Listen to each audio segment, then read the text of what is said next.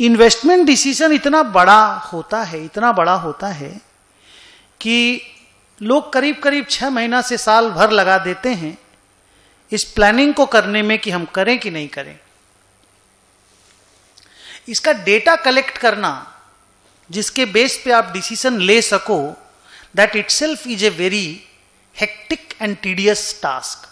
Tedious का spelling TEDIOUS। It's not an easy task. आप जब पढ़ेंगे तो आपको महसूस होगा कि बाप रे बाप, हम लोग तो क्वेश्चन बना रहे हैं, तो रियल में जो डेटा जेनरेट करता होगा जो बंदा या जो टीम, उनके लिए वो टास्क कितना डिफिकल्ट होता होगा, आपको वो महसूस करा देगा ये चैप्टर। अब कहानी ऐसी है ना मेरे बच्चे, कि आप मान लो फिक्स्ड असेट में 25 करोड़ लगा रहे हो और वर्किंग कैपिटल में 15 करोड़ लगा के 40 करोड़ रुपए लगा के एक धंधा स्टार्ट करोगे। ये कोई पिज्जा नहीं है ना 2500 रुपया में हो जाएगा।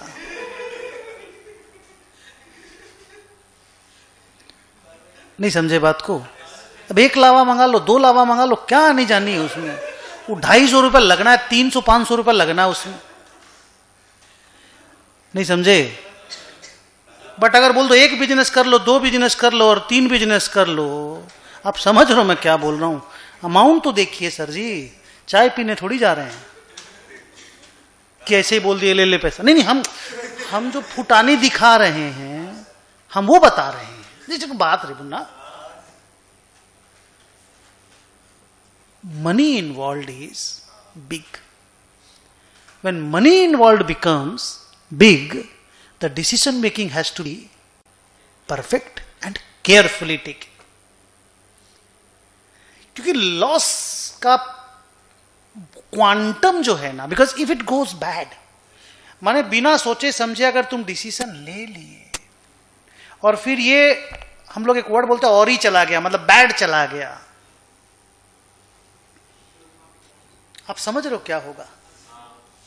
2-3 जनरेशन डेट में आ जाएगी। नहीं समझे? It's a huge investment.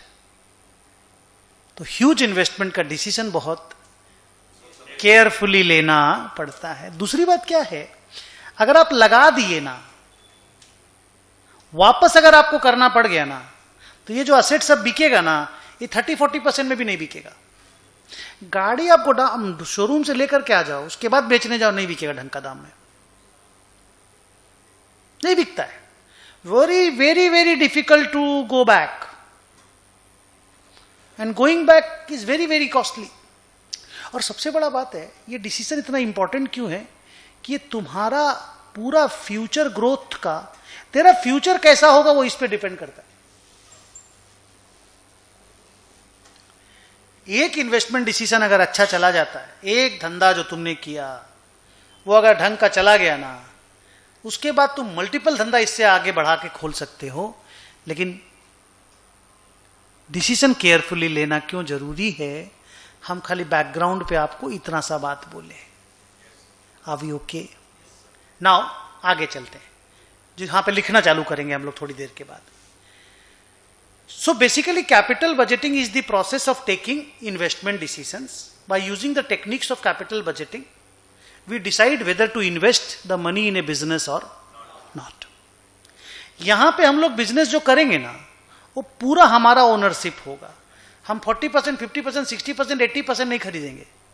हम धंधा स्टार्ट करेंगे, हम लैंड अक्वायर करेंगे, बिल्डिंग खरीदेंगे, माने बिल्डिंग बनाएंगे, प्लांट एंड मशीनरी एक्वायर करेंगे, बिल्ड करेंगे, असेंबल करेंगे, स्टॉक लेवल एक्वायर करेंगे, डेटर लाएंगे, इंस्टॉलेशन सब होगा, प्रोडक्शन करके फिर माल को बेचेंगे। उसका डिसीजन मेकिंग हो रहा है। ओके? इसमें 2 लड़ाई है कि डिसीजन का बेस प्रॉफिट होना चाहिए या कैश फ्लो होना चाहिए।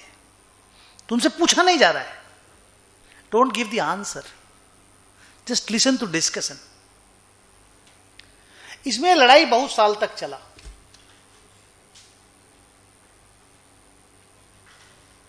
लड़ाई बहुत साल तक चला। लड़ाई आज के दिन सेटल हो गया कि cash flow based decision making is more, far far more better, more और बेटर बोलने की दरकार नहीं, far far better than profit based decision making. Cash flow में प्रॉफिट तो आ ही जाता है, प्रॉफिट में कई बार कैश फ्लो नहीं आता है। नहीं समझे भाई, कैश फ्लो इज तो प्रॉफिट प्लस डेप्रिसिएशन ही नहीं। ना ना ना, अलग ही चीज है ना, अलग दुनिया है। सारे चैप्टर को अलग रख दीजिए, इनका उससे कोई कनेक्शन नहीं है। कोई आज पहली बार आकर के एफएम भी पढ़ेगा तो ये समझ जाएगा।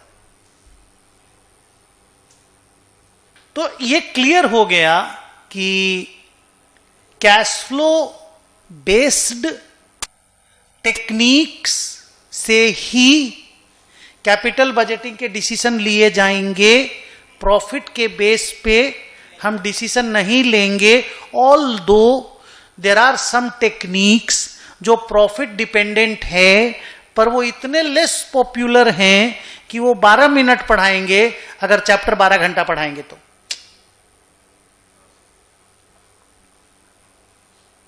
समझ गए, इतना कम इंपॉर्टेंट है। रेडी? अब आया मेरा तीसरा टॉपिक, तीसरा बात। पहला मैंने बताया कि कैपिटल बजटिंग है क्या और इंपॉर्टेंट क्यों है। तो मैंने बोला मेरे को एक बिजनेस लगाना, एक बिजनेस स्टार्ट करना, एक प्लांट लगाना, स्टील मैन्युफैक्चरिंग प्लांट या टेक्सटाइल मैन्युफैक्चरिंग प्लांट। हम उसका डिसीजन लेना चाहते हैं, लगाएं कि नहीं लगाएं।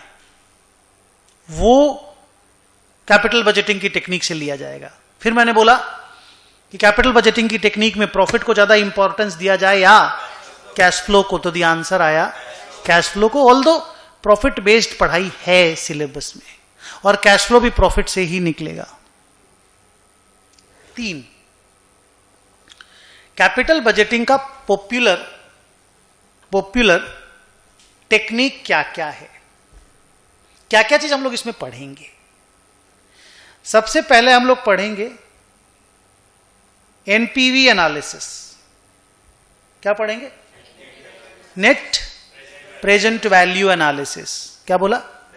एकदम पहला क्लास याद कीजिएगा, हम एनपीवी निकाले थे, बोले थे पॉजिटिव आए तो हां बोल देना, जीरो आए तो भी हां बोल देना, नेगेटिव आए तो ना बोलना, और नेगेटिव आए तो भी ये मत बोलना कि आदमी लॉस मेकिंग है। हम बोले थे डिजायर्ड रेट ऑफ रिटर्न नहीं कमा के दे पा रहा है, बहुत पहले की बात है। इसी चैप्टर का ट्रेलर था, ट्रेलर याद है? ऐसा हुआ था कोई दिन एकदम शुरू का क्लास में। तो एनपीवी एनालिसिस से capital budgeting is 90% capital budgeting, is 90% capital budgeting. Second analysis है आईआरआर एनालिसिस। क्या बोलते हैं? आईआरआर एनालिसिस, फुल फॉर्म है internal rate of return analysis. हाँ, जिसमें ट्रायल एंड एरर और इंटरपोलेशन करेंगे। उसके बाद है प्रॉफिटेबिलिटी इंडेक्स एनालिसिस। उसके बाद है accounting rate of return analysis. ये अकेला है जो प्रॉफिट बेस्ड है। कौन? Accounting rate of return. ये तीनों कैश फ्लो बेस्ड है। ये सब हम लोग धीरे धीरे धीरे धीरे करके पढ़ते जाएंगे। आपके 90% से ज्यादा सम्स इसी से आएंगे, 7 से 8% इससे आएंगे, 1 से 1.5% इससे आएंगे। वैसे ये इससे हो जाता है। इससे कभी कोई सम आया नहीं, एक बार आया था, आएगा नहीं, पर हम लोग सम बनाएंगे 1-2 ठो। सर कुल मिला के करना क्या है? बोले तो कुल मिला के ये डिसीजन लेना है कि धंधे में पैसा लगाएं या नहीं लगाएं। सर और क्या होता होगा इस पढ़ाई में? और होता अगर मेरे पास 5 धंधा है करने के लिए, पर करना एक है।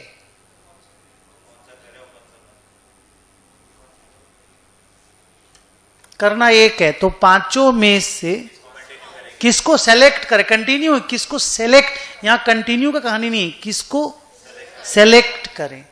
Choosing one among many, choosing one among many. इसे बहुत टाइम लगता है, इसलिए इसके सम्स नहीं आते। Choosing one out of the two आता है, पर choosing one out of many नहीं आता है। आप समझे ना, मेनी का एनपीवी करना पड़ेगा, फिर बेस्ट एनपीवी को सेलेक्ट करना पड़ेगा। कितना मेहनत है, एक ठो में देखना कितना मेहनत है। तो एक हमने बोला एक्सेप्ट और रिजेक्ट, करें या ना करें। जैसे मान लो एक ही ऑप्शन है, स्टील प्लांट, करें या ना करें। एक वो 5 बिजनेस है, steel plant, textile mill, software manufacturing, car dealership, और मान लो रिटेल आउटलेट्स। किसको सेलेक्ट करें? इसमें फिर एक पढ़ाई आती है लास्ट में, हम लोग उसको बोलते हैं रिप्लेसमेंट डिसीजंस। मेरा काम ऑलरेडी चल रहा है, ठीक है, रिप्लेसमेंट डिसीजन, ध्यान से सुनना, बहुत इंटरेस्टिंग है। मेरा काम ऑलरेडी चल रहा है, मेरे पास कुछ मशीनरीज हैं, चल रही है, वो वर्किंग लाइफ है अभी।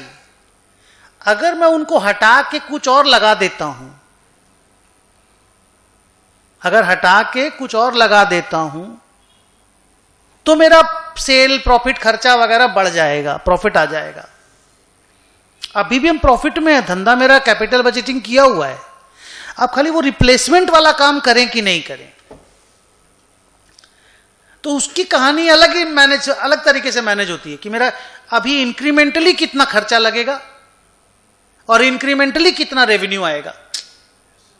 हेलो, बिकॉज ऑलरेडी धंधा में हैं हम। आप खाली इंक्रीमेंटल देखेंगे, खाली एडिशनली हम को ये काम करना फायदा देगा या नहीं देगा, खाली उतना ही काम करेंगे। तो एक पढ़ाई आता है एक्सेप्ट और रिजेक्ट, एक आता है वन आउट ऑफ मेनी, और एक आता है whether to replace the capital assets और नॉट। ये 3 तरह के सम्स आते हैं। बाकी फिर ना इसी के अंदर अंदर अंदर अंदर कहानी घूमती रहेगी। सर एक कहानी का एक सेंटेंस बोलिए ना, इन्वेस्टमेंट के डिसीजंस लेने हैं, पैसा लगाना है या पैसा नहीं लगाना।